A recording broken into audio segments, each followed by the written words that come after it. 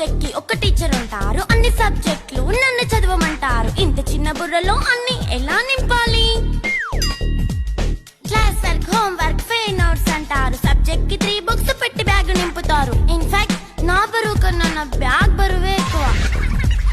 క్వశ్చన్లు, ఆన్సర్లు, సర్ప్రైజ్ టెస్టులు తమ్మి దాటుకొని మళ్ళీ స్కూల్ వాన్ ఎక్కేసి అమ్మయ్య ఇక ఇంటికి వచ్చేస్తామనుకుంటే మార్క్స్ తక్కువ వస్తే చెయ్యాలి అసైన్మెంట్. రిపోర్ట్ కార్డ్ చూపిస్తే ఇంట్లో ఉన్న పనిష్మెంట్. హోమ్ వర్క్ చేయమంటూ మమ్మీ చంపుతుంటుంది. ట్యూషన్ టైం అయిందని డాడీ తరుముతుంటాడు. డాన్స్ క్లాస్ కి వెళ్ళమని తాతయ్య తిడతాడు. స్నాక్స్ తిని వెళ్ళమని నాన్నమ్మ ఆపుతుంది. ఇక అన్నీ అయిపోయాక కాసేపు టీవీ చూద్దామంటే మమ్మీ ఎంట్రీ ఇచ్చింది. బెడ్ యొక్క మంది చిన్న నాప్ తీసేలోపు తెల్లారిపోయింది.